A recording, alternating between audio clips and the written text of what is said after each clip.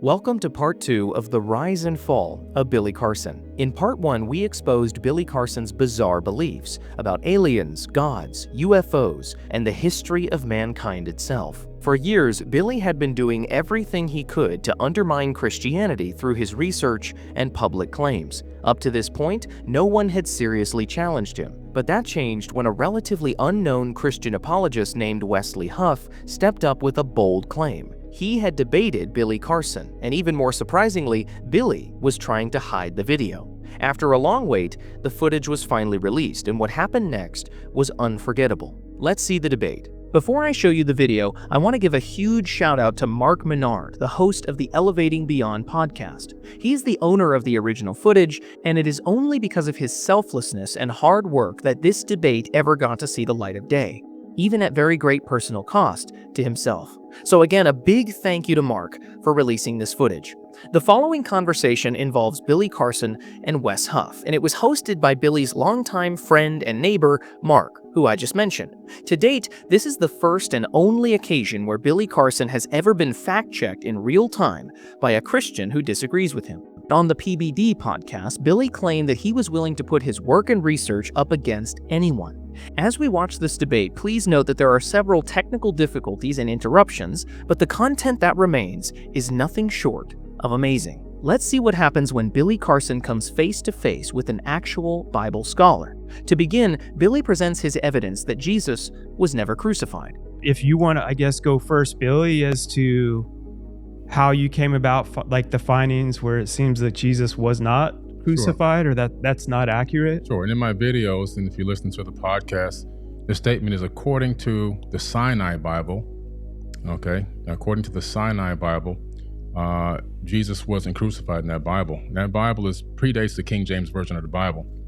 And the text there actually is about 12 to 14,000 differences between the Sinai Bible and the King James Version of the Bible, which came much later.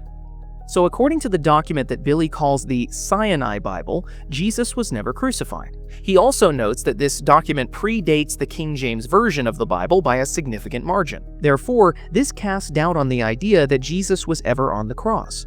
But this is not Billy's only argument. He also brings up a text entitled The Gospel of Jesus' Wife. One of the things that were interesting is that they discovered the book of Jesus' wife, which is at the Harvard Seminary, which according to some scholars, it's a little controversial, but they claim that this is an accurate record that Jesus may have even been married, which then, adds more, if that's true, it adds more to the hypothesis that maybe he wasn't crucified. Now, this is the second part of Billy's argument. According to an ancient text, Jesus may have actually been married, and therefore, the Bible may not be entirely accurate, and again, he may not have been crucified. Immediately after presenting this, Billy pivots and starts describing more of what he personally believes about Jesus. I just personally believe that Jesus was an amazing human being. I don't think that he was the Son of God in the sense that he's God, but that we're all gods. As he said, ye are gods, and that we're to do greater things in him.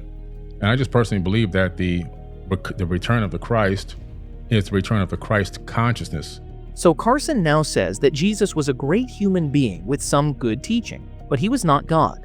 Jesus is not coming back, but the Christ consciousness of humanity as a whole is. Once again, the Bible has some interesting details and some helpful revelations, but according to Carson, the main message is all wrong. This poses the question that Billy needs to answer in front of Wes. How did he come to these conclusions? Well, as always, he learned these things by studying the Bible all by himself. That's just my personal understanding of how I perceived it over many, many years of going through this information and going through all this text. There are a few things you may not have noticed about this trademark Billy Carson monologue. If you listen carefully, the main thesis statement was supposed to be that Jesus may not have been crucified. But to support this, Billy jumps from topic to topic very quickly. In fact, in just about 2 minutes there, he presented the Sinai Bible, the Gospel of Jesus' wife, and the return of the Christ consciousness. And Wesley Huff's response is beautifully simple. Listen to this. I really appreciate the fact that you seem to have investigated to a certain degree some of these facts. Do you mind if I ask a clarifying question? When you say the Sinai Bible, What are you referring to specifically? It's the biblical text that was written. It made it into you can actually look it up on Amazon. It's a Bible called, I have a version at home. It's called the Sinai Bible, right, from Mount Sinai. I'm assuming that's the mountain that they're referencing there. But they put together their own version of the biblical text prior to the King James Version being put out. Sure. So when you refer to the Sinai Bible, would you be referring to Codex Sinaiticus? Like the codex that comes... Okay. Notice the brilliant tactic from Wes here. Billy tried to rattle off a bunch of examples very quickly. It's disorienting, which makes it difficult to refute him. In response, Wes simply wants to take one topic, one single point, and go into detail. So immediately, he clarifies that when Billy is talking about the Sinai Bible, what he means to talk about is the Codex Sinaiticus. At this point, Billy looks utterly confused as Wes continues to highlight this document specifically, and what he does next is incredible. That's why I was trying to get some clarification, because so you can actually go and see Codex Sinaiticus is at the British Library, so you can go and see it. It's on display, and the British Library has actually digitized the entire manuscript. So I work with manuscripts in my linguistic work. I'm an expert on early Christian scribal culture, and particularly in Greek and Coptic manuscripts. I actually have a facsimile. So I have a photocopy that was done by the British Library of Codex Sinaiticus that I work with in my office. So Wes literally pulls the book that Billy is talking about off his shelf. More than this, he makes it clear that this is his area of expertise. The manuscripts that make up the so-called Sinai Bible are the types of things he's been studying at a graduate level for years. And next, Wes uses the Codex Sinaiticus itself to refute Billy's core claim about the crucifixion. Codex Sinaiticus in particular is just it's a 4th century Greek manuscript. It comes from approximately between 325 and 350 AD. And its text of the Gospels reads almost identical to the modern Greek text that we develop translations from. So my curiosity is just simply in kind of exploring when you say that it denies the crucifixion or that the crucifixion isn't there. I mean, I can go on right now, Codex Sinaiticus, and I can look up the end of, say Matthew 27, where it has Jesus being crucified, and that's in Codex Sinaiticus, or, the John 19, or any of the other ones. So I think my confusion is that it doesn't read any differently. This is the point where you can see Billy start to scramble. Wes has just completely disproven what he originally said. The fact is that we can cite multiple examples of Jesus being crucified in the text of the Sinai Bible, which is simply a Greek manuscript of the New Testament that we now have. Knowing that his argument has just been destroyed, Billy pulls out his phone and tries to find a way out. Here's Billy's response about a minute later. Where was that piece discovered? I found the text where I was referencing, actually. I misquoted there. It's the Gospel of Barnabas. So Billy's only rebuttal is to say that he misquoted his own research. What he meant to say was the Gospel of Barnabas. You can see that his typical confident approach is being exposed. But unfortunately for him, it only gets worse, because Wes knows all about the Gospel of Barnabas, and he's going to refute that too. So let's deal with that too, because I've actually worked with, there are 2 manuscripts of the Gospel of Barnabas. The Gospel of Barnabas is a really interesting document because it is a known forgery. And so that's why I think it's important to get to these sources. So we know it's a forgery because it does things like in chapter 92, it says that Jesus spent 40 days on Mount Sinai, and then he came to the Jordan River and he walked to Jerusalem. But Mount Sinai is more than a week's journey away from Jerusalem, and neither Mount Sinai nor Jerusalem are close to the Jordan River. According to Wes, the Gospel of Barnabas is a known forgery. That is to say, the document itself exists, but the document does not accurately convey historical facts from the time it claims to have been written. For example, it gets very basic biblical geography wrong, like the proximity of locations such as Mount Sinai, the Jordan River, and Jerusalem. But Wes isn't done here. He shows Billy even more issues with the Gospel of Barnabas. Never mind there not being a route from the Jordan River to like around Mount Sinai or going to Jerusalem. But there are internal problems with the Gospel of Barnabas, which indicate that it shows no actual indication of evidence of coming from or even having knowledge of first century Jewish understanding. It actually says Jesus is the Christ, but not the Messiah, which indicates that whoever the author is, he didn't know that those were the same words. And I think a bigger problem is that the Gospel of Barnabas actually paraphrases Dante's Inferno, which was written in 1314. So there's a lot of internal evidences that disqualify the Gospel of Barnabas, never mind the fact that we don't have any evidence of it prior to the 14th century, and none in any other language other than Middle Age Italian Italian and Spanish. But the internal content of the Gospel of Barnabas disqualifies it from being ancient. So now we can see that this text is fraught with issues. For one thing, the oldest manuscripts of the New Testament that we have are written in Koine Greek, not in Italian or Spanish. And another issue is that the Gospel of Barnabas paraphrases Dante's Inferno, a classical work of literature from the 1300s, well over 1,000 years older than our oldest New Testament manuscripts. In other words, it's obviously a fake, and therefore it has no historical bearing on the crucifixion of Christ. And once again, you can see that Billy Carson is a deer in the headlights. He tried to bring up the Sinai Bible, but that failed. Then he tried to save himself and used the Gospel of Barnabas, but that also failed. But if you remember, Billy also brought up the Gospel of Jesus' wife, and Wes has a response for that too. Do you mind if I address the Gospel of Jesus' wife?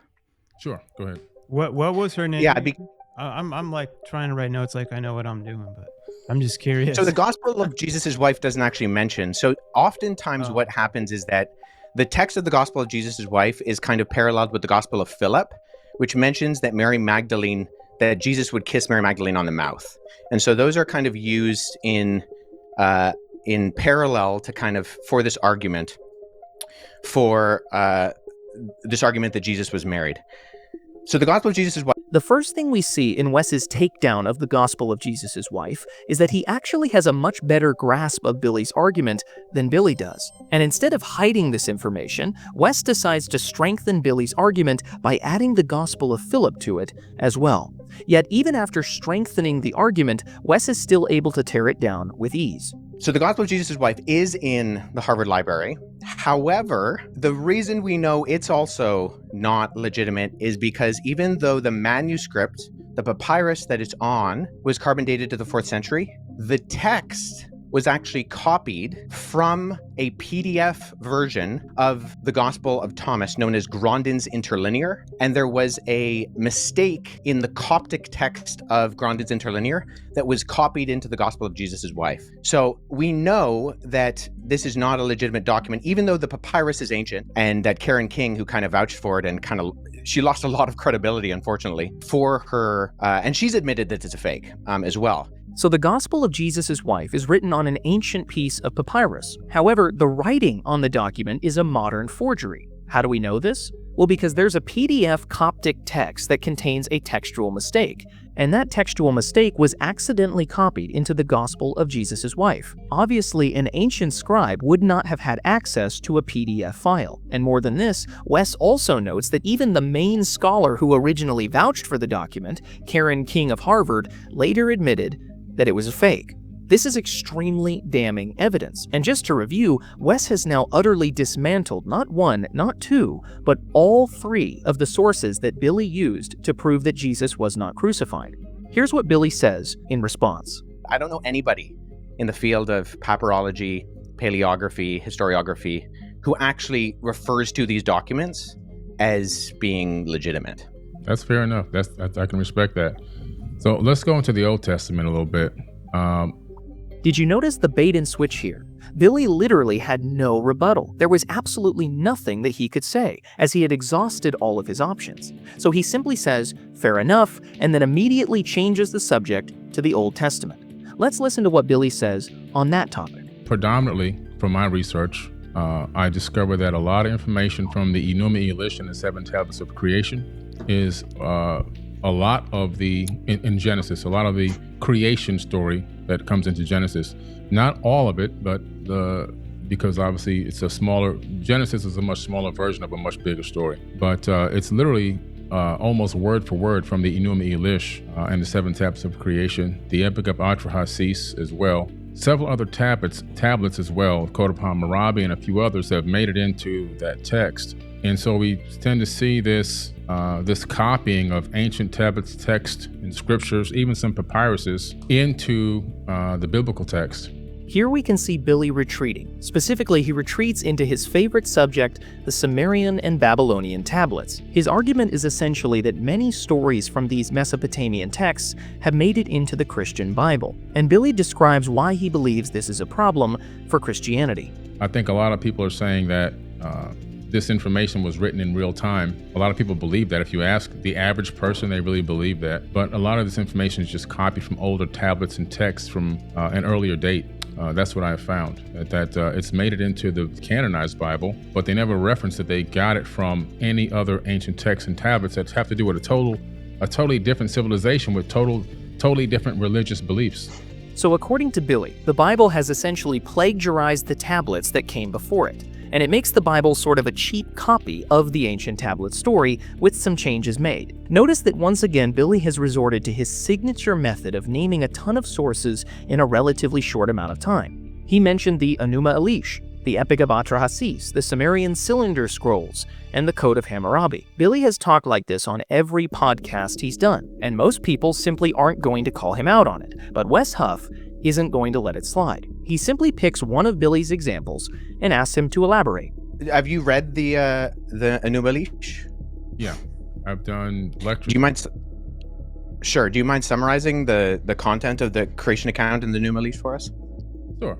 Just like last time, Wes simply picks one of Billy's examples and asks a clarifying question, and then lets Billy answer. This tactic ensures that Billy can't just hide behind his general knowledge. He has to actually get specific, and unfortunately, the result isn't great for him. The Enuma Elish is a very ancient text discovered in the Library of Ashurbanipal, and the summary of it is that it really gives us an account, which is crazy, an astronomical account of the creation of our solar system. It talks about planets and moons gaining specific orbits around the sun.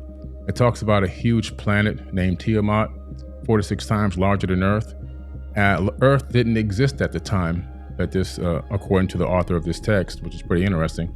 And then there talks about a nemesis of sorts. In the original version, it's called Nibiru, but in a more recent version, still thousands of years old, the name was changed to Marduk. I'll spare you the rest of Billy's summary, as it lacks narrative flow and frankly sounds like a jumbled mess of unrelated facts. True to form, as Billy continues, he mentions everything we've talked about so far. He talks about the Anunnaki, like Enki and Lil and Anu. He talks about them genetically modifying mankind while creating them. He also talks about how they masquerade as gods, but then he tries to bring up some biblical stories that appear in the tablets. Worshipping these people as gods, as they, my personal opinion, masqueraded as gods. A lot of stories there, parallel stories that you see in the Bible, even the Tower of Babel incident and many other crazy stories that are in the Bible. You can find a lot of those true stories in the ancient text, like the Epic of Gilgamesh, where you can find the true story of Noah. They found the Noah tablet to give him instructions on how to build the ark. It wasn't a big boat, it was a round disc that he built with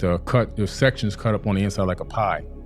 So Billy has moved from summarizing the story of the Enuma Elish into a variety of other topics. He then starts to talk about the God that he believes in. I do believe in God, by the way. Let me make this clear. I believe in God. I believe there's a creator of the universe. I believe that the mathematics, the quantum physics all proves that. The fact that we're here. I believe this universe is imbued with a divine energy and a divine spark that lives inside of all of us. I just don't believe that the God of the Bible is truly the creator of the universe. As you can see, by the end of Billy's summary, he ends up just focusing on his own personal beliefs. But remember, Wes specifically asked him to summarize the Enuma Elish. He summarized some of it, but then delved into several other topics that had nothing to do with the text. And in total, Billy managed to talk for about 5 minutes here without actually answering the original question. Wes notices this and politely corrects him. I don't think that God needs money. I don't think that God needs... Sure. Do you mind if I just jump in here for a second? Because I think we've kind of gone on from the original question. I appreciate that. I do have a few issues with your summary, although I think I I have read the Akkadian version. My Akkadian's not great, but I sat down with a Syriologist friend and we walked through it a couple of years ago. So I think that there are components of what you said that I would say are in there. I'm not sure it's the best summary. Nonetheless, okay, going with what you said that there were like verbatim parallels with the biblical creation story. I'm just curious, when you say that there are not just parallels, but there's actual copying, looking at Genesis chapter 1 and 2, where the creation story is summarized in the Bible, what are the actual kind of parallels there that you're looking to? This is where you can really start to see the masterful display from Wesley Huff. Billy has gone far off topic because he knows that he's out of his depth. If you recall, the original claim was that the Bible directly plagiarizes the Enuma Elish. Wes asked him for a summary of that text so that they could discuss the biblical parallels. Not only did Carson give no parallels, but he barely even gave a coherent summary. At this point, Wes directly asks him for a clear example of the Bible quoting the tablets. And here's what Billy said in reply. As someone who's read both, I not only do I not find parallels, I actually, and this is the majority of ancient Near Eastern scholarship with me, think that Genesis chapter 1 is actually an apologetic against documents like the Enuma Elish. So what are the parallels there? Separated the waters from the waters, for example. That's in the Enuma Elish, and that's also in the biblical text. Billy Carson is really struggling here. The only example he can give that is both in the Bible and in the Enuma Elish is the phrase, separated the waters from the waters, which is used in that text and in Genesis 1:6. But here's what Wes had to say about that example. Okay, that I would agree is a parallel.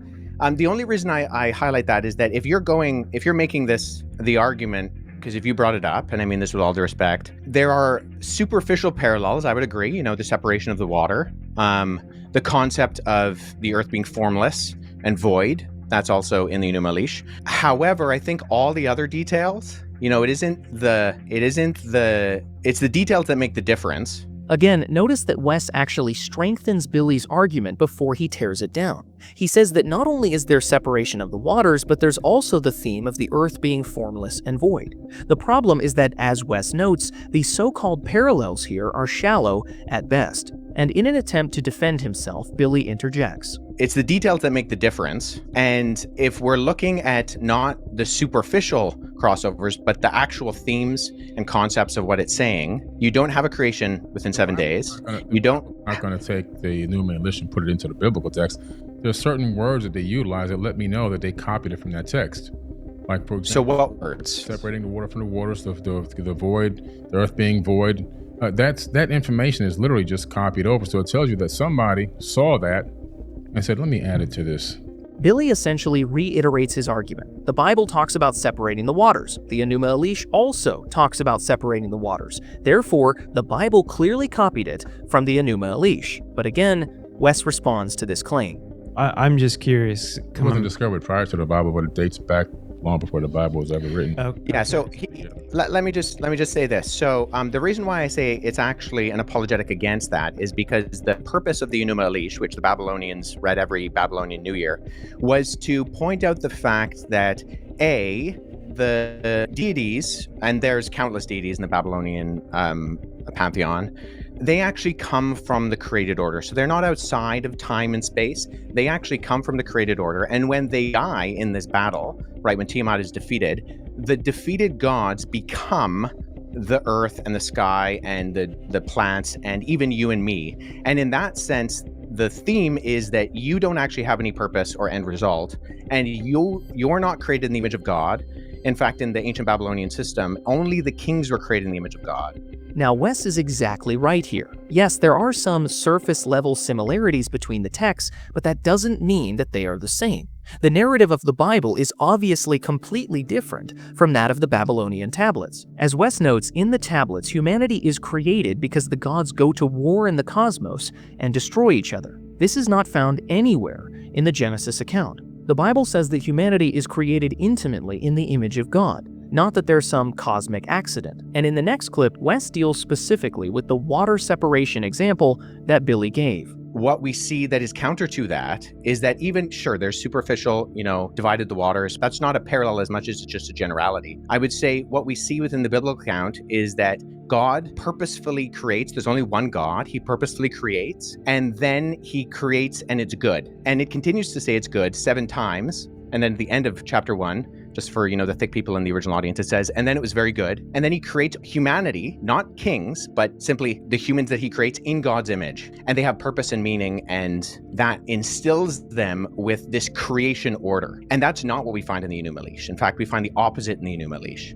In summary, the separation of the waters is simply a common creational theme. There's no evidence that it's a copy of the tablets. In fact, as Wes explained, the evidence indicates that the Bible has nothing to do with the tablets.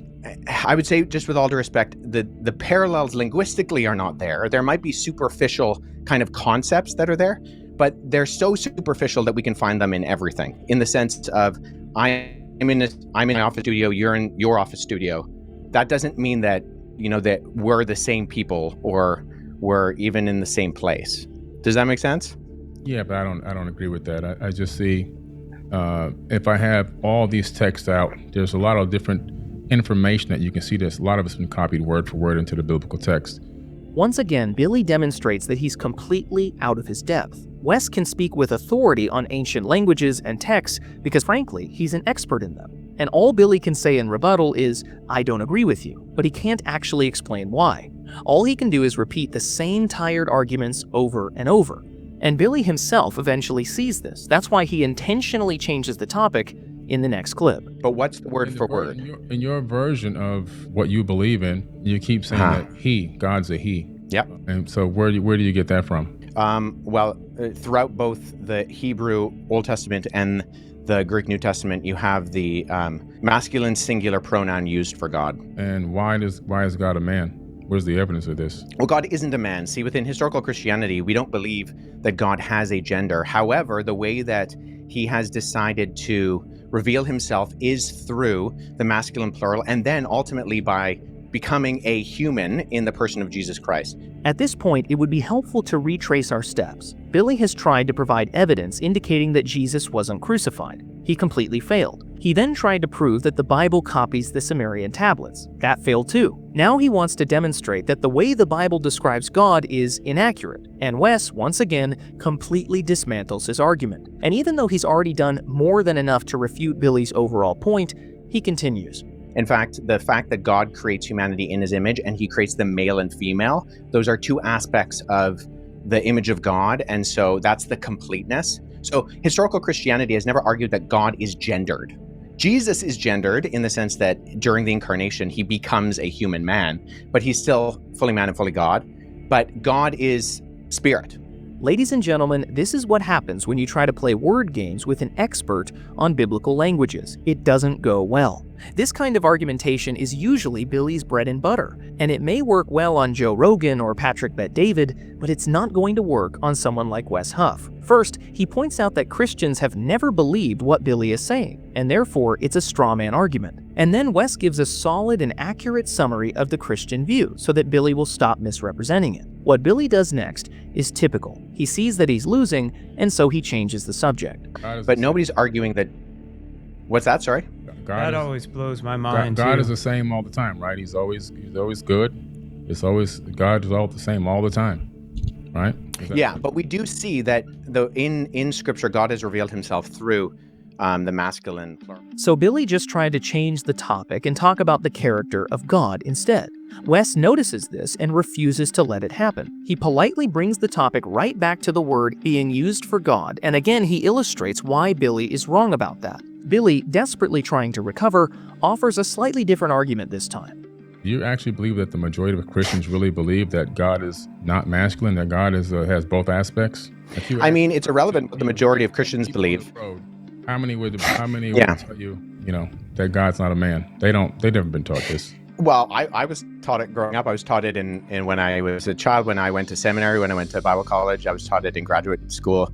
In the debate, Billy tries to use another one of his favorite strategies, making the average Christian sound stupid. So he asks Wes if he honestly thinks that the majority of Christians would agree with what he's saying. And Wes correctly notes that it's irrelevant. Even if Christians believe this, it would still be out of step with traditional Christianity. So Billy pivots again, this time using yet another one of his go-to arguments. He confidently declares that the average Christian isn't taught this stuff because Christians are ignorant and the church isn't telling them the truth. At this point, Wes is almost laughing at how ridiculous Billy's points have become. Wes points out that he himself learned these things as a Christian from Sunday school as a child all the way up to graduate school as an adult.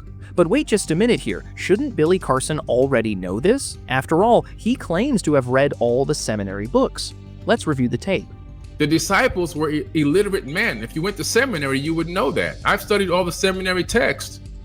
This is an important contradiction. Either Billy has read all of the seminary books and simply doesn't understand them at all, or he was lying and he has not read these books. This back and forth between he and Wes proves that he is either ignorant or dishonest. And yet again, Billy desperately tries to find a new argument so that he can stop the bleeding. That's pretty convenient. I mean, for an all-knowing, all-loving God to understand that human beings were going to take that and abuse it to put their boot on the neck of women for eons. It's pretty interesting. Also, I'm trying to understand. Yeah, I mean, so hold on. Let me speak to that because it is interesting that. Quick, guys, I have to. Yeah, sure. So now we've moved away from the Bible's male pronouns for God, and we've moved towards the Bible being used to oppress women. Wes deals with this claim in the next clip. I mean, there's a really great resource written by a friend of mine, John Dixon. It's a book called Bullies and Saints, where he goes through a lot of the instances of where obviously you're going to find abuses, and every human being is going to find a way to exploit whatever is presented to them. And we can say, oh, sure, that's convenient, maybe, but it is how he has revealed himself to us. And it's not his fault if we abuse that. I mean, we could say, so I grew up in the Middle East. My parents worked in Amman, Jordan. And when I was living in the Middle East, there was a country called the Democratic Republic of Iraq. Now, just because democracy exists and people are going to name things democratic when they obviously aren't, doesn't mean we then judge democracy. I mean, think of the Democratic Republic of North Korea, right? Nobody thinks that that's an actual representation of democracy. So people are always going to abuse terms. This is a great point. It's not God's fault if people abuse the language of Scripture. If that happens, it happens despite the perfect Word of God, not because of it. At this point, Wes can see that Billy is floundering, and he decides to get to the root of the issue. What I believe is true, but I believe it based on the evidence of the actual documentation. You know, I've read a lot of the literature that you're talking about, Billy, the Numa Elish, the Atrahasis, the Bhagavad Gita, the Epic of Gilgamesh, and I've read some of them in their original languages because I've tried to be a good historian and go back into the primary sources, not just go off of a translation, but the original. And I think I've found largely the opposite of the conclusions that you have made, Billy. And I know that you are very passionate about what you talk about, and I respect that. I just think that the confidence might not actually be backed up by the reality of the evidence. Truly, I'm not sure there's a better summary of the overall issue than the one Wes just provided. The root of the problem here is that Billy's confidence in his sources is not matched by the quality of the sources themselves or by Billy's understanding of them. This is what separates a fringe theorist like Billy from an actual scholar like Wes. And building off of this comment, Wes proceeds to give a summary of the sources that Billy has used so far and why they didn't work. So when we're looking at something like the Sinai Bible, when we're looking at something like the Gospel of Barnabas, when we're looking at something like the Gospel of Jesus' wife, these are things that actually have provenance that we can verify. And ultimately, I think the answers to the questions of the legitimacy or the illegitimacy of those things point to not just a different conclusion, but actually the opposite conclusion, and that Christianity is true. To put it simply, Wes has absolutely destroyed all of Billy's main arguments against Christianity, and therefore, there is no reason to doubt Christianity as a result of Billy's pseudo-intellectual arguments. Unfortunately for him, Billy has been defeated at every turn, and you'd think he would just throw in the towel, but for some reason, he tries to defend himself again. Well, now I'm glad you said that. So those three topics are a very small piece of my concept and idea of what really happened in the ancient past. So that's a very small fraction. And that's less than 0.1%. And you talk about eyewitness accounts to convince you that Christianity is real. There's been eyewitness accounts of every culture that I visited around this entire planet, and their eyewitness accounts of what they experienced is 100,000% opposite of what's in the Bible. What do you mean? Can you give me an example? The Dogon tribe, for example, in Mali, Africa. In a desperate attempt to save face, Billy doesn't even try to refute Wes here because he knows he can't. So instead, he claims that the points Wes refuted are just small and insignificant and not a large part of the evidence he has against Christianity and in favor of his position. The problem is that Billy himself brought up these sources. If they're so small and insignificant, then why did he bring them up first? Obviously, he's trying to recover here, and it's not going well. So now Billy changes the subject yet again, this time offering another of his signature points: the indigenous tribes who agree with him and disagree with Christians. And once again, Wes's response is brilliant. He simply asks Billy for a specific example so that they can talk about it. So for starters, Billy goes with the tried and true Dogon tribe. Here is his description of what the Dogons believe. They experienced a culture that they claim came to this planet from Sirius B. They have the evidence that they knew these beings were from Sirius B because they have the instruments that show the orbit of a trinary star system that we couldn't discover until the 1970s with our modern technology. Okay, they understood not only the orbital pattern of Sirius A, B, and C, but even that B was a failed star, which you can't see it from Earth with the naked eye. They knew that it was a white dwarf. They even knew that they said that if you took a tablespoon of it, the entire tribe or 1,000 men couldn't lift the tablespoon. They understood mass and gravity as well. Keep in mind that Wes asked for a specific example of eyewitness evidence that contradicts the Bible. This is what Billy said he could provide. Instead, he drones on and on about what the Dogons know about outer space and theoretical physics. And instead of staying on topic, Billy brings up yet another illustration. And they've been doing this for thousands and thousands of years. And science, modern science, has found all their information to be 1,000% accurate. Then you have the Hopi tribe of the Americas, indigenous tribes, Hopi tribe, Lakota tribe, also having engagements with these quote-unquote star brothers, even having an account of them being taken underground. Remember, Wes asked for one specific example of eyewitness evidence that contradicts the Bible. So far, Billy's brought up the Dogons, the Hopis, and the Lakotas, but he's not done yet. You don't see just only in America. I just came back from Turkey. You have the people from Turkey in Mesopotamia also being taken underground into a place called Derinkuyu by these beings, by these people, a structure that's built 12 stories deep underground, that's made out of volcanic tuff, a very soft stone, and if you don't know what you're doing, it'll actually collapse. There's no evidence of any collapse, and it was thousands of years old. It was reused many times. So now we have yet another tribe, the ancient people of Turkey, and their underground hiding place made of volcanic stone. Quite a lot of points have been made here, but again, Billy's not finished. Also, then you have the ancient Egyptians. Similar story. Major catastrophe comes. These people come and take them underground. Then you have the information in the Egyptian book of Going Forth by Day. More accounts by people, our ancestors, that have accounts that do not match up with the biblical text. And so all of a sudden we're saying that all these cultures, the Aboriginal people, I can go into them as well. I've gone to walk about do you mind in the outback. Yeah. The Aboriginal elders, same thing. They were seated here by Pleiadians. This is their verbal handed down history for thousands of years. And I can go around the world and I can come up with all this information from all these eyewitness accounts from people that should be respected, dignified, and shouldn't be scoffed. And that we're now saying that all this information that they put forward, all their verbal handed down history, all their written history, that's got to go to the side because this one text is 1,000% accurate. Wes attempts to interject as Billy lists example after example. This time he brings up the ancient Egyptians and the Australian Aboriginals. But what exactly is his overall point? That if you believe the Bible is true, then logically you have to say that all of these cultures are wrong. And that is not something that Billy's willing to do. So let's see what Wes has to say. Sure, but so my question is, most of that is oral history, correct? Oh, it's all oral history, even the Bible.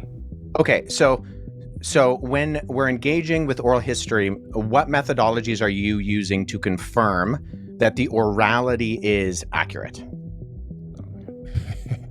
This question cuts to the very heart of the issue. Billy is putting a lot of stock into the oral traditions of these people groups. So Wes essentially asks him, how do you know that they're correct? What historical method are you using to determine this? Billy has a very hard time responding as the crashing and burning continues.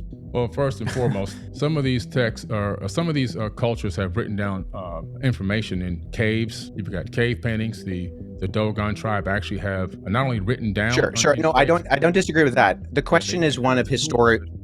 Sorry, I didn't mean to interrupt you there. The question is one of methodological analysis. So you have to have a method by which you can find either that something is falsifiable or that there are avenues by which you can show internal and external accuracy of credibility. So this is what we do with documents. It's unclear why Billy is getting so frustrated here. He claims to be an expert historian on a variety of ancient topics. If that is true, he should be able to easily tell us what his historical methods are. So Wes clarifies the question in the next clip. How do you know if I use the term verisimilitude, do you know what that term means?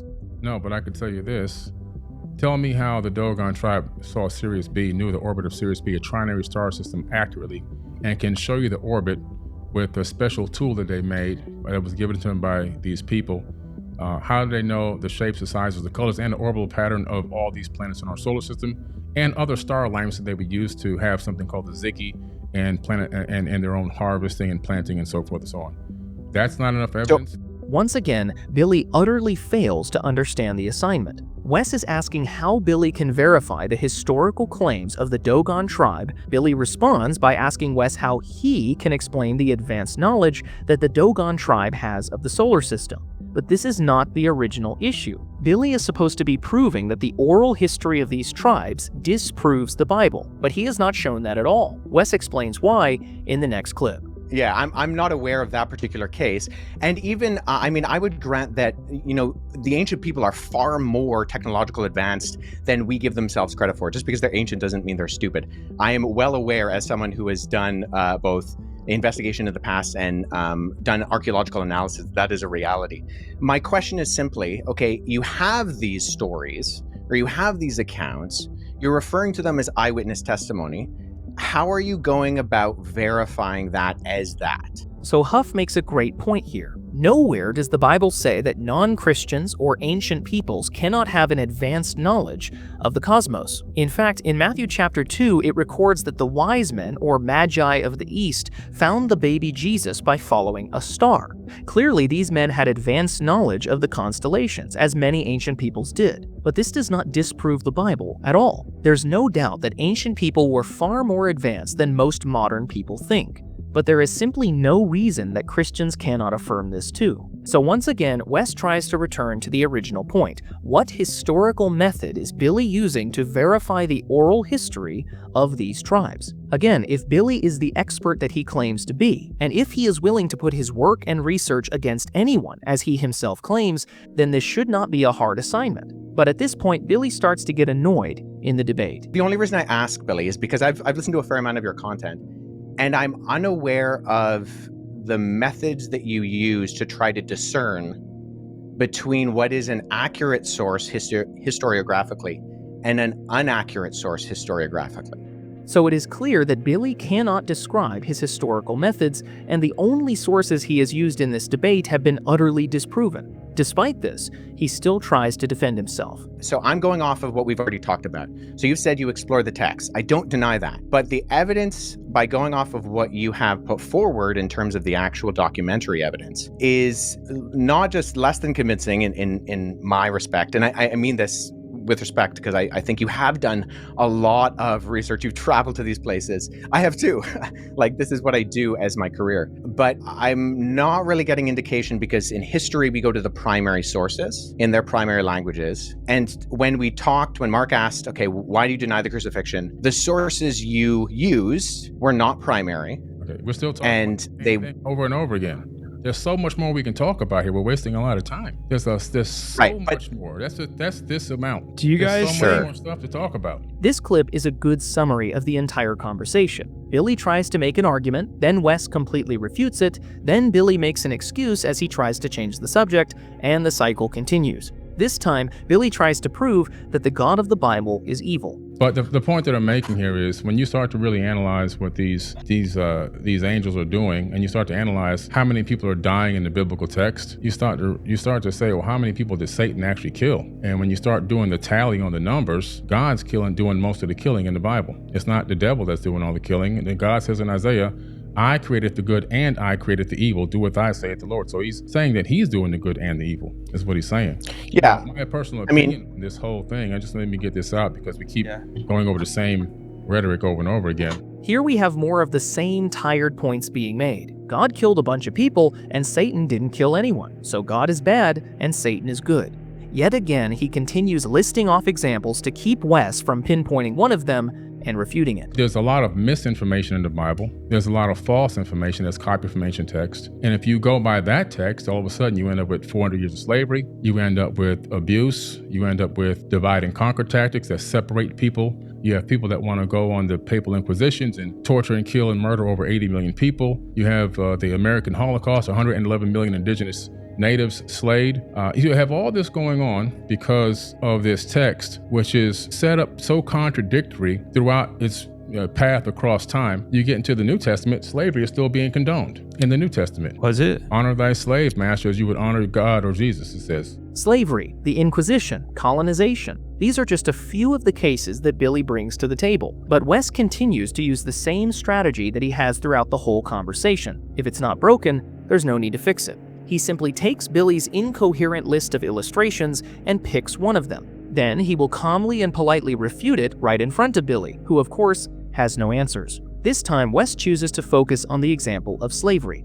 And what is the context of what Ephesians is saying? So I think this is very important because we don't take text in isolation. So within scripture, and this is why all the abolition movements throughout history have only been Judeo-Christian movements. There's never been an abolition movement that wasn't Christian. And actually there's the recent work by historian Tom Holland, not the Spider-Man actor, different Tom Holland, but his recent Dominion highlights this fact very well. This is not a Christian, but in it, he shows that going right back into the antiquity with the Cappadocian Fathers, was the first abolition movement, and then into the British and the American abolition movements. These were fundamentally Christian movements ran by Christians because of the idea that when Paul, who wrote that letter to Ephesians, says, in Christ there is no slave nor free, he's breaking down those barriers. So this is an excellent point. It's an inconvenient fact of history that Christian societies were not unique for having slaves. After all, virtually every society has practiced slavery in some form. However, Western Christians are unique for having ended slavery. Wes continues. In Ephesians, when he says, slaves obey your masters, he's operating on the socioeconomic context of what he's going on. And he's saying, hey, we have slaves and we have free people, okay? If you're a believing slave, if you're a slave who believes in Jesus as the Messiah, be equitable in how you are living your life. Reflect Christ accurately. And that's a movement that he is fundamentally working towards, that eventually starts to completely take out the legs from the slave movement in general. Once again, Billy has no answer for this, and it's actually the host, Mark, who begins to respond. After a little more back and forth, Billy tries to make his point again. I understand what you're saying, Mark, but what I'm saying is, I think we're missing a big point here. The point that I'm trying to make here is that the Bible is written by people, men who are extremely flawed. And the evidence of that is what they took the information that's in that biblical text and what they did with it globally to other human beings, and how they even wrote about it in the Bible, how they enslaved and tortured people in the biblical text. So in that case, even in the book of Deuteronomy, which is one of the most brutal books out there, where everything is given okay to rape women, kill children. If one person talks against your Lord, go to that town and kill the whole town, burn the town down. So brutal. It's just too much. Like I said, or turns people into salt. The killing in the Bible is not being done by Satan. That's why I don't care about. I don't believe in demons and all this other kind of stuff. Once more, we have Billy's trademark word salad argument, where he gives a jumbled and confused rant. Many of his examples in this rant have already been refuted in this video, so let's move forward and allow Billy to tell us why he thinks all people are insane. This entire planet is a mental insane asylum, and I'm talking everyone. Every single, all 8 billion, whatever number of people we have now, are all mentally ill. But some people are at higher levels of mental illness than others. Most of us are functional mental illness people. But when you take a look at the biblical text and you start going through this information, and it's the way that it's laid out, it becomes a proponent of more divide and conquer tactics. It becomes a proponent of racism. It becomes a proponent of slavery. It it becomes a proponent of all these things that are dark and ill, including murder and killing in the name of God, which has been done how many millions of times. So my thing about the biblical text is it actually authored by the creator of the universe, or is it authored by the dark forces of, maybe if this Satan is real, Satan himself? This is perhaps the worst point in the whole debate, and that's really saying something. He believes that because mankind is mentally ill, they take a text like the Bible and use it to do evil things. But at this point, I have to interject and ask a question. If this can happen to the Bible, why would it not also apply to, say, the teaching of Billy Carson? If mankind is mentally ill, how do we know that they will not take Billy's message and do evil things with it? Billy never really answers that question. For some reason, he thinks he's making a great point here, a point that will set him up for his ultimate mic drop moment, as he finally decides to leave the conversation. To me, that doesn't seem like a very intelligent being, especially a being that knows the beginning and the end. So if you know the beginning and the end, you have a certain level of foreknowledge. You have advanced knowledge that goes beyond. You know what's the ending before the end even occurs, so you set up everything for success. Why? Because a genius solves problems before they happen. And I'm gonna drop the mic on that. With some of that too, I think came back on. There's old stuff that it's hard to comprehend, but the thing that continued to change my life was Jesus, and the core of it was love conquers all things. I can't miss it. So yeah, keep going. All right, brother. We can do a follow-up. I really appreciate it, Billy. Thanks so much for interacting. Unfortunately, Wes was having some technical difficulties during Billy's so-called mic drop moment. But essentially, all Billy said was that he does not believe the God of the Bible is all-powerful and all-knowing. Why? Well, because a being with all power and all knowledge would be able to solve mankind's problem of sin before it ever happened. And with that, Billy Carson gets up, waves goodbye, and goes home. And what happens next is truly shocking. But before we get there, let's deal with Billy's mic drop comment, because there are several problems with it.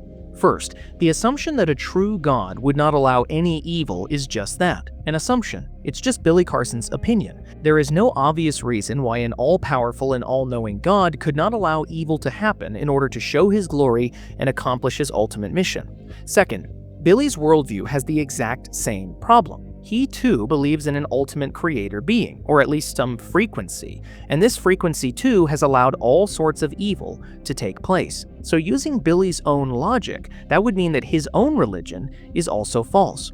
So the mic drop comment really puts the cherry on top of this whole debate. Wesley Huff utterly refuted the best arguments that Billy Carson had to offer. In fact, it wasn't even close. Billy said that he was willing to put his work and research up against anyone in the world, but the very first time he met a challenger, he lost spectacularly. And this debate went absolutely viral, with millions of views so far. In fact, it was a turning point not only for Billy's career, but for Wes. In the wake of this video coming out, Wes was invited onto the Joe Rogan podcast and the Patrick Bet David podcast as well, just like Billy before him. And it shouldn't be a surprise then that Billy Carson was very frustrated. While Wes's stock was rising, he was getting more negative comments than ever before. What happened next was incredible. After the debate video was released, Billy desperately tried to get it taken down. He claimed that the footage was illegal. In fact, the day after the video was released, Billy showed up on Mark Menard's doorstep in the middle of the night with a cease and desist letter in his hand. Wes described some of the debate fallout in his interview with Joe Rogan. What was the fallout of all of that? Well, it's interesting you say the expert thing, because I literally was asked to do it 24 hours beforehand. So I had like the least amount of preparation going into it, and I was okay with that. Because I'd listened to Billy Carson. Well, and I'd listened to the stuff he'd said. So I knew enough about the ways that he'd articulated. But the fallout was that not only did he not want us to release the conversation, but then he started throwing out cease and desist letters. And then he started, trying to sue people. So, I mean, I was never worried because I'm a Canadian. And anybody who's tried to sue internationally knows that... Good luck. Yeah, right. Yeah. As far as I understand. Billy was so frustrated by this debate being released that he had his lawyer send cease and desist letters to both Mark Menard and Wes Huff. To make matters even worse for Billy, it later came out that Wes only had 24 hours notice before their conversation, and yet he was still able to refute basically everything Billy said with ease. So after weeks of public callouts and thousands of negative comments, Billy had to create a public response of some kind. And that he did. His response was a public live stream that can only be described as a total meltdown that lasted nearly 3.5 hours. In it, he said that he was going to expose the fake debate video with Wes Huff. He also made some shocking claims about Mark, Wes, and Mark's social media manager, Anton. In fact, instead of using their names, he calls them defendant number 1, number 2, and number 3. He then makes the stunning claim that there is a global gang of evil Christians who have colluded to destroy him. And you'll see by the end of this video why I call them defendants. And so they're defendants, not people. You see, unlike this gang that use the name of Christ as their battle shield to go do evil things and do a lot of things behind the scenes that are very dark, and to try to create this global network for little old Billy Carson. They have to attempt, and it's a bad attempt. They have to network with hundreds of thousands of people all over the world to supposedly end Billy Carson's career. In summary, the reason Billy Carson lost credibility after his debate with Wes Huff is because there is an international network comprised of hundreds of thousands of evil Christians who have conspired to take him down. But why exactly are they doing this? Well, according to Billy, it's because they're absolutely obsessed with him. Not only are they not ending my career, they're making me more famous because they call my name out every 5 minutes. I'm on their tongue and their lips every minute of the day. When they go to sleep, they dream about me. When they wake up, the first thing they do before they kiss their wife or their boyfriend, they talk about me. They post me and call my name 24 hours a day, nonstop. They're absolutely infatuated with me. Just so we're all keeping up, apparently there is a gang of Christians, and not only are they evil, but they're all obsessed with Billy Carson. They've made it their mission to take him down. And Billy takes it a step further, declaring that these defendants, Mark Menard, Wesley Huff, and Anton, are in a cult. Why are these defendants doing this? Well, there's 2 reasons, actually, maybe even 3. The first reason is clout. These defendants, are actually clout chasers. That's what they are. They're pure clout chasers. Nobody really cares to know who these people are, except for the people that are in their religion, and which is not even a religion. It's more than religion. It's more like a cult. Because I know real Christians, and I know cult people. This is a cult. So we have an international gang of evil, clout-chasing cult members who are working with hundreds of thousands of people in lockstep. And all of this is being done to take down Billy Carson. And this is why it looks like he lost the so-called fake debate to Wes Huff. We have seen Billy make a number of wild claims throughout his career, but this might be the most sensational of all of them. The question is, what evidence does Billy have to prove it? Well, for one thing, he notes that this gang is using internet robots to attack him. Nothing you people are doing over there is helping anyone. You guys are spending tens of thousands of dollars on fake bots and fake YouTube accounts and sending people, hordes of people, to attack and show their true Christian colors. This is a statement that Billy presents several times in the video. The evil Christian cabal is spending hundreds of thousands of dollars to create fake internet bot accounts to attack him. The problem is that, as far as I can tell, in the entire 3-hour video, Billy never really substantiates this claim with any concrete evidence. He simply assumes that because he's receiving many negative comments, these comments must be from fake accounts. Additionally, this allegation fails to pass even the most basic logical test. If these people had incredible amounts of money to create fake accounts, then why is it that Wesley Huff had a very small following for his entire career before the Billy Carson debate? Wes has been making videos on YouTube for 8 years, and some of his oldest videos have less than 1,000 views. If he and his evil Christian gang members had hundreds of thousands of dollars to spend on marketing and fake followers, you'd think they would have exercised this option a long time ago. Unfortunately for him, Billy does not present any real proof here, and as he continues, he proceeds to offer what can only be described as an unhinged rant, where he unleashes several ad hominem attacks on Wes, Mark, and Mark's social media manager, Anton. In the next clip, he says that Wes Huff, who he calls defendant number 2, is a cult leader. And we're going to go into a little bit of what defendant number 2 has tried to make 100,000 videos out of nothing. His little henchmen and his little people that were already in the cult and already far left. You're ending Billy Carson's career on these 2 questions. Really? No, you're building my career. So Wes is the leader of a cult who is intentionally misrepresenting what happened in the debate with hundreds of thousands of false reaction videos. More than this, Billy says that although Wes may present himself as a conservative Christian, he's actually a radical activist for the political left. Defendant number 2, he is a person that's heavily involved in the super left NDP. And they're backed by religious zealots. A lot of them are with the University of Ontario. Which we've already been in talks with the University of Ontario. And they're heavily involved in bribes for false information and doing a lot of what you would call research.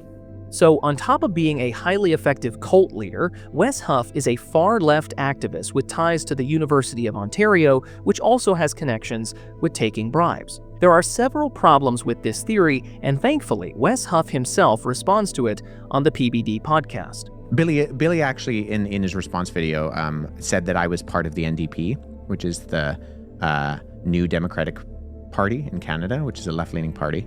That was one of his accusations against me. And I have had people reach out and say, Wes, why do you support the NDP? They're obviously not in favor of lots of things you adhere to with Christianity. And I can say definitively, I'm not part of the NDP. I don't know where Billy got that. Would you consider yourself a conservative? Yes, definitely. Okay. Yeah. So Wes himself clearly states that he is not a leftist. He's a conservative, especially by Canadian standards. And he also points out another issue with Billy's theory in response to a video he made with Anton. And then, as he goes on to say, that they're very heavily involved in the University of Ontario. I know this has been said a number of times across different platforms of people reacting to this, but there is no University of Ontario. It does not exist. It is not a real institution. I am a student. I am a PhD candidate at the University of Toronto. If you Google University of Ontario, it does not exist. If you recall, Billy said that Wes was far left and that he had ties with the University of Ontario. The truth is that Wes is actually conservative, and to top it all off, the University of Ontario doesn't even exist. And as far as Wes having connections to bribery, Billy doesn't really present any evidence for that in the 3-hour live stream either. What he does offer are more personal insults. On more than one occasion, he calls Mark Menard a little girl. 2 weeks later, unbeknownst to me, he releases the full video in the middle of the night. In the middle of the night, he sends me this 3-paragraph text message as to the desperation that he was under and the attacks that he was under as to why he had to release this video. But it must be severe because this guy was panicking like a little girl, literally. And all this will come out in discovery. You may think that this is a bit aggressive, but Billy actually saves his most scathing insults for Anton, calling him, and I quote, dumber than a box of rocks. So the video goes out to the editor. That's defendant number 3. Defendant number 3. I sort of asked you a question tonight. Are you nervous? He's got nothing on me. That's what you said. He's got nothing on me. He just paid me. He paid me before, but he's got nothing on me. Oh, I got something on you. We're going to break that down tonight. We got something on you, defendant number 3. You have no idea what kind of hot water you put yourself in. Like you have, I mean, for a businessman, you got to be dumber than a box of rocks. So now we've covered that there's an international gang acting illegally through bribery to conspire against little old Billy Carson, as he puts it. And by the way, he calls himself little old Billy Carson several times during the live stream. This is meant to make him look like some sympathetic underdog, but it's simply not based in reality. In truth, Billy Carson is extremely wealthy. In fact, in the live stream, Billy himself admits that he lives in an expensive gated community in Florida. He also says that he has season tickets to the Miami Heat in addition to a private chef. And to top it all off, when you compare Billy Carson's following to Mark Menard, Wes Huff, or Anton, his following is literally bigger than all of them combined. And this was especially true at the time of the debate when Wes Huff was still relatively unknown. So for him to paint himself out as little old Billy Carson is dishonest and manipulative. At this juncture, you may be wondering, when is Billy actually going to talk about the debate content itself? We all just saw him get exposed on live video, so what does he have to say about that? Well, according to Billy, the entire debate was contrived and fake. His first evidence for this is that he was still recovering from a severe illness during the interview, an illness that almost took his life. I actually got very sick. I was extremely sick and went in the hospital prior to this whole thing happening. And when I say I was sick, I was deathly ill. I actually almost died. We did a whole podcast about this maybe a couple of months back when it first happened. I'm still not fully out of recovery, okay? This is me in the hospital and my wife sleeping on a sofa next to me while in the middle of the night. You can see the heart monitor, the oxygen in my nose and everything else. And here during the session where I went over to Mark's house, which was right around the corner from me, if you look at my arm in the lower corner of the photo, you see that I just got the IV bandage taken out of my arm from being in the hospital, okay? I just got the IV bandage out. I was in the hospital with a severe case of pneumonia.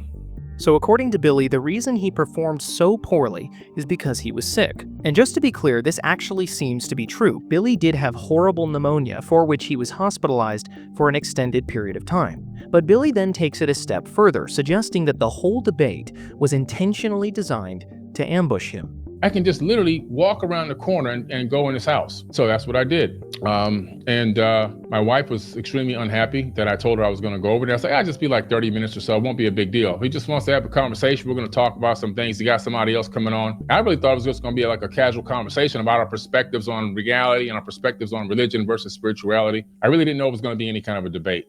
Okay, it's more like more of an ambush situation. And I have all the text messages to prove this, which are going to be. So while Billy was deathly ill, Mark and Wes intentionally ambushed him because they knew he was in a weakened state. Please keep in mind that both Mark and Wes, the only other eyewitnesses of this situation, have both denied this claim entirely. In fact, before the debate, Wes specifically told Mark that he did not want to ambush Billy. Here's Wes reading one of his texts to Mark, which again, he sent before the debate. And my response was, hey man, wow, that's quite the request. I'm actually up in Toronto, Canada, so I'm afraid I'm nowhere near where you are. I'd be willing to jump in digitally, but I wouldn't want to infringe on anything you've already got going on with Billy or make things awkward. I specifically said that. Wow.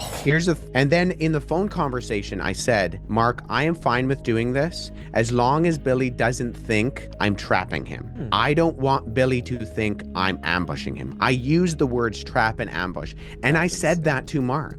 So just to recap, Billy claims that this was a coordinated ambush, but it actually seems that Wes went to great lengths to prevent that from happening. But at this point, Billy pivots and makes a different case entirely. In the next clip, he declares that it wasn't a real debate in the first place. Now, in a debate, the way that this works, I've been in debates before, real debates.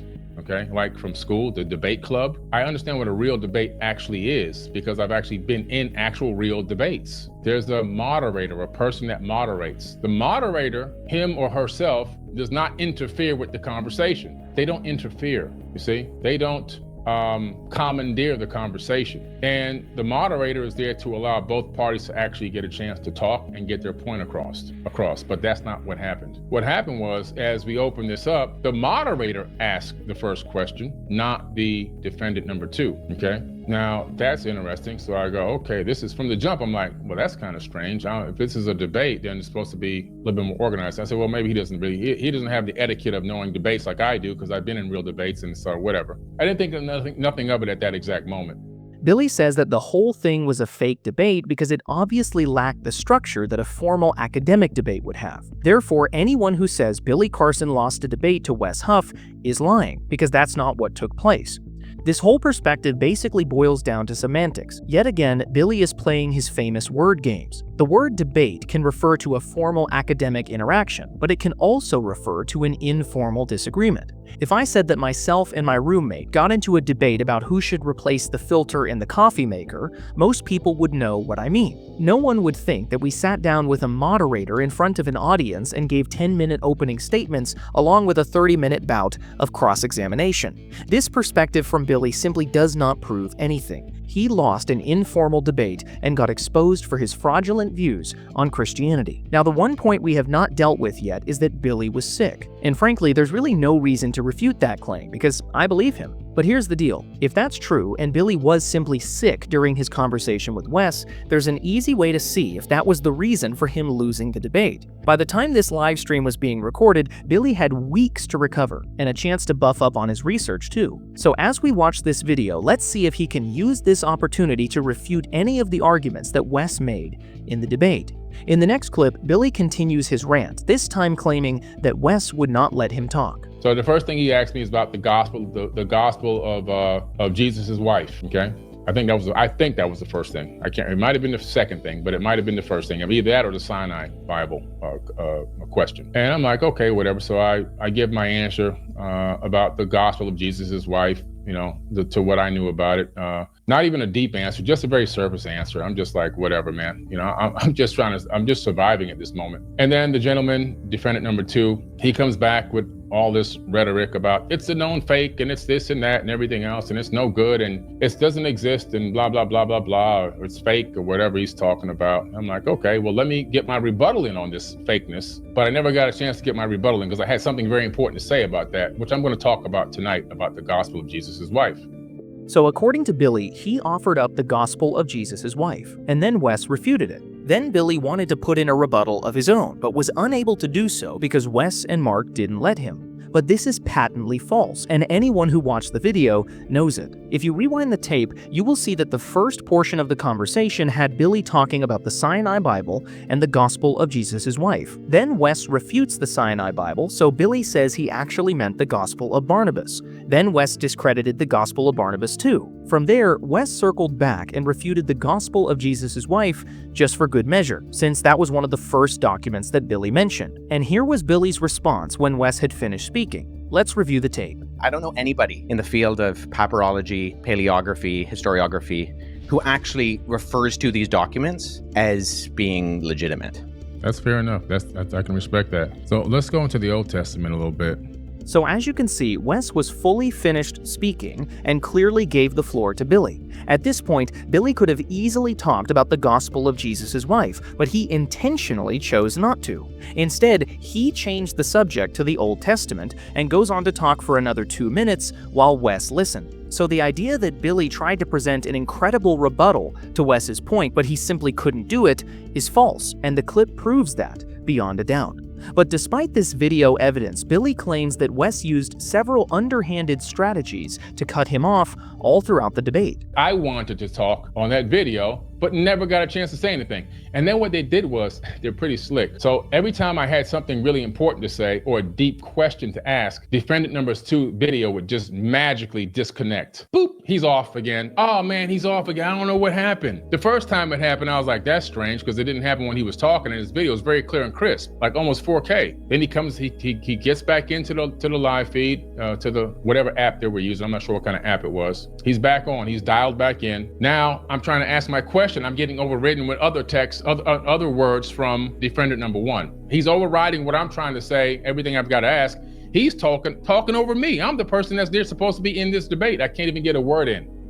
So according to Billy, Mark Menard was cutting him off, and Wes was making his computer malfunction every time Billy tried to make a decent point. And that is how he lost the debate. Or so he says. The truth of the matter is that Mark actually interrupted Wes's statements several times as well. Here's just one example. And I mean, most of the books on this end of my shelf are what are referred to as commentaries. Sorry, I got to theologians and historians. Would God be smart enough to know I'm not just going to write to this demographic of this civilization now, knowing I'm a God who created the whole world, and people are still going to be studying this thousands of years later? Yeah. I was going to say, but I didn't want to come off. Yes. So I'm sorry. No. So by the way, here's how I would I'm answer the that, worst Mark. interrupter ever, and it's more of my... In that clip, not only does Mark interrupt Wes, not Billy, but he actively argues against Wes's point while doing it. And to top it all off, Billy wholeheartedly agreed with Mark's argument right there in the film. So if Wes and Mark had collaborated to undercut Billy and ambush him, why are the two of them disagreeing with each other on camera? It simply makes no sense. But of course, we also have to speak to the issue of Wes's technical difficulties. It is true that there were several of them during the conversation. However, Billy's accusation that Wes did this intentionally to keep him from speaking is simply not true. This theory simply does not match the facts of what happened on video. First off, it's worth remembering that Billy Carson was far more popular than Wesley Huff at the time of this debate. After all, Billy had over 1 million followers, and Billy acknowledges this, as he himself claims that Wes was just trying to clout chase by associating with him. But if this is true, then it would make no sense for Wes to intentionally lose any screen time with such an influential and famous person as Billy Carson. And secondly, if you review the tape, the first technical difficulty with Wes's camera happens less than 2 minutes into the stream, and it happens before Wes had said anything. So what exactly is the explanation for why Wes would be manufacturing technical issues before he's even had a chance to speak? And just for the record, after the first 2 minutes, the next obvious camera issue happens an hour and 20 minutes later. During that period, Billy had plenty of time to get his points across without interruption. So the idea that Wes and Mark conspired to cut off Billy is simply untrue. But as the live stream goes on, Billy ups the ante, declaring that the entire video itself was illegal. Why? Because he never gave his consent. So I'm like, I'm not gonna miss this appointment for this trash. This is garbage. So I walk out in the middle and I tell him, don't use this. I don't approve this. I never signed a consent form. When you go to a podcast, if you don't know the video etiquette, I'm gonna tell you right now, anytime I show up to any podcast I show up to, Joe Rogan, PBD, I mean, you name it, right? Next Level Soul, wherever I'm at, the first thing you do is you sit down and you sign a release form. That's just basic standard legal. You sign a release form. I didn't sign any kind of release form. I never gave any authorization or consent. Luckily, because that now makes the video illegal to use with my likeness, my face, my voice. Any form, any shape or form, even if it's just a 10-second clip. So the entire video is illegal because Billy never gave written consent to be on the podcast. This argument is petty and ridiculous. Obviously, nobody was forcing him to be there. He clearly knew that it was on camera and that it was a podcast because Mark had said that at the beginning of the show. He voluntarily sat down with them for almost an hour and a half. In fact, at one point in the video, Billy himself says that he appreciated the conversation. I love that this is respectful. I don't feel this is all just three grown-ups talking in a healthy way. I appreciate this. And I think this is going to give us... So you can clearly see that Billy was not coerced into being on camera. He later said that this happened against his consent because he didn't like the outcome. At this point, we need to consider the actual content of the debate though. As we've covered before, Billy was still in very bad health during the original conversation. So now that he's had a chance to rest and recover, let's see what he has to say in defense of his arguments in the original debate. So one of the questions that was brought up was the information about the Sinai Bible, which has a lot of differences than the King James Version of the Bible. It's also called the Codex Sinaiticus. And what I had said in a few podcasts, which probably only 2 or 3 podcasts I had mentioned, and of course reels and clips were made and they were then edited and put out all over the place, was that in the Sinai Bible, it appeared that Jesus had never been crucified. I said it's quite possible that Jesus was never crucified. Not once anywhere that say Jesus was never crucified. It says quite possible that Jesus was never crucified, or he might not have been crucified, depending on what podcast I was on. So apparently the only claim that Wes debunked about the Sinai Bible was a claim that Billy has never made. According to him, he has never said that Jesus was not crucified. Rather, he says that Jesus might not have been crucified. But unfortunately for him, this makes absolutely no difference. It's still a historical claim, and therefore, it requires evidence. The evidence that Billy offered was the Sinai Bible, which quite obviously does not deny the crucifixion, and that should have been the end of the story. For example, suppose I said that President Abraham Lincoln might still be alive today. You would be correct to ask me for evidence of that implication. Now suppose I handed you a modern digital camera picture of a man who resembles Abraham Lincoln. You would be correct if you said that this photo does not prove anything. After all, it could be an Abraham Lincoln impersonator. It could be photoshopped. It could be AI generated. At this point in the conversation, I cannot simply respond and say, well, that doesn't really matter because I didn't say he is still alive. I only said that he might still be alive. Obviously, this kind of reasoning would be ridiculous. Yet it's exactly what Billy Carson is trying to do, and it's simply not going to work. He made a claim, then offered evidence to support it. And Wes Huff completely debunked that evidence. Playing word games isn't going to change that. By the way, in the live stream, Billy tries to do the same thing on the topic of the gospel of Jesus' wife. He tells the audience that he only suggested that Jesus might have been married, not that he definitely was. But as we have just proven, this changes nothing. But remember that earlier he also said that he had a groundbreaking argument about the gospel of Jesus' wife. Yet, unfortunately, because of Mark, Wes, and their global Christian cult, he was not able to give us that argument. And remember that in the original debate, Wesley Huff noted that the scholar who vouched for the gospel of Jesus' wife, Karen King, lost a lot of credibility and later admitted that it was a forgery. So let's allow Billy to offer his amazing rebuttal in the next clip.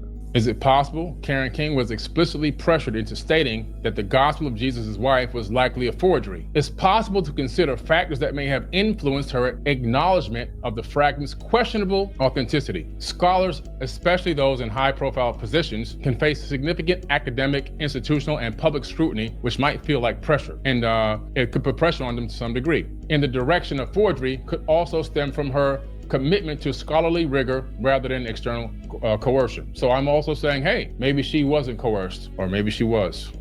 Remember, Billy originally claimed that he was sick and that he was constantly interrupted and ambushed in the so-called fake debate. He desperately wanted to give us this game-changing argument in the original interview, but simply wasn't able to. Well, here is his opportunity. He's not sick, he's not ambushed, and he has had plenty of time to plan his response. And yet this is the best rebuttal that he can give, that there may have been a conspiracy against Karen King to silence her and suppress the gospel of Jesus' wife. But don't worry, Billy never said that there was a conspiracy, only that there may have been a conspiracy. Once again, unfortunately for him, this trick isn't going to work. Billy offers zero compelling evidence that Karen King was coerced into admitting that the text was a forgery. And by the way, Billy has conveniently ignored Wes's main argument against the document, namely that it contains a textual error that is present in a modern PDF file. Billy doesn't even mention this argument because he knows he can't refute it. And this might just be the final nail in Billy's coffin. It directly refutes one of Billy's only compelling points, that he was in terrible health during the debate and that's why he lost. Clearly, that is not the reason, because even after having plenty of time to recover, research, and craft a response, he still lost the debate all over again. Yet somehow, in the face of all this evidence, Billy still claims to be more knowledgeable than Wes. In fact, he outright says that he is more of an expert on these things than anyone else in the world. I know these guys are jumping up and down over there. Oh my goodness, we gotta debunk it, we gotta... Go ahead and do what you gotta do. Listen, man, I'm the king, I'm the GOAT, okay? You guys are just riding on my coattail. You have no real knowledge. You guys know nothing. It's just a whole bunch of heretical,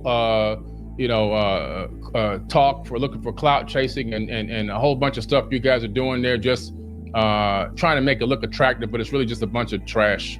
Although he has been publicly debunked time and time again, Billy Carson genuinely believes that he's the GOAT. He has deluded himself into thinking that he is the greatest of all time when it comes to ancient sources. But what he doesn't realize is that he has just completely undercut his whole argument, yet again. Remember, Billy has called himself little old Billy Carson for 3 hours now. Yet all of a sudden, he calls himself the king and the greatest of all time. It really makes no sense. But as the scripture says in Proverbs 16:18, pride goes before destruction, and a haughty spirit before a fall.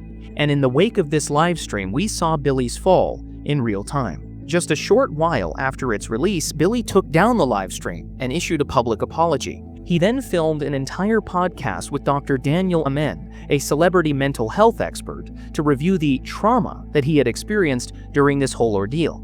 At one point, he almost breaks down in tears. And then it made mainstream. It was like all viral. It was everywhere. And so then I got really upset and I made that video. And my whole team was counting on me to make a good response video. My wife and my kid were counting on me to make a good response video, and I failed. I didn't make a good video. Did they see it before it went out? It was live. Oh. It was live. At this point, things are getting genuinely sad for Billy Carson, and it seems that he's finally decided to simply ignore the debate and move forward as if it didn't happen. As it stands, he and his wife have now gone back to making videos about health, spirituality, and of course, ancient aliens. This shows us something very important. In reality, this was never about science or ancient texts or facts or logic or archaeology or physics or anything like that. For Billy Carson, this is about faith. He had a conversion experience at 7 years old with a UFO, and he has devoted his life to these things ever since. Even after being clearly refuted in public, nothing really changed. After the dust settled, he's still talking about the same old topics.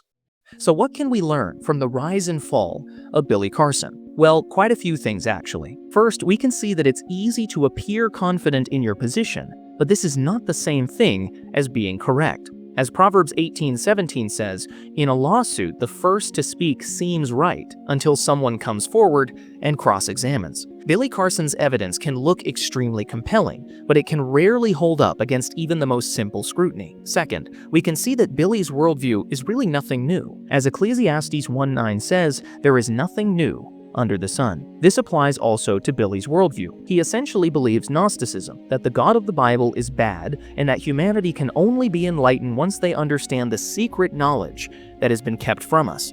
This is an old tactic of the devil, and he will continue to use it to deceive people. Third, we can see the cost of pride and folly. Billy claims to be the greatest of all time, the GOAT. He also confidently says that his research is second to none, and that he will happily debate all comers. But the first and only time that Billy has ever debated someone on camera, every single one of his claims was refuted and dismissed with ease. Fourth, we can see the providence of God. Wesley Huff has spent many years of his life studying manuscripts and languages and apologetic arguments for the faith. In fact, in his early life, he got a rare sickness and was even paralyzed for a time. But God not only healed him, but also gave him the gifts, talents, and resources to become an excellent apologist. To top it all off, God gave him the unique opportunity to be face-to-face with Billy Carson and expose his anti-Christian arguments for all the world to see. Praise God for that. And fifth, let's continue to pray for Billy and all the people who are deceived by him. Pray that their eyes would be open to see the error of their ways, and that they would be convicted of their blasphemy and sin toward the Lord God. If you want to see more deep dive documentary-style content like this, please follow Fight for Truth on all platforms, including YouTube, X, Spotify, and Rumble. The links are in the description. And please share this video on all platforms. There are thousands, maybe millions, who need to hear it. Here at Fight for Truth, our goal is to produce well-researched, enjoyable content that equips you to support biblical truth. As you can imagine, these videos take weeks, even months to create, and we release them for absolutely no cost. Please consider giving a monthly donation using the link in the description, or go to pay.cornerstone.cc/fightfortruth. Thank you so much for watching, and may God bless you all. Go serve the Lord for His glory.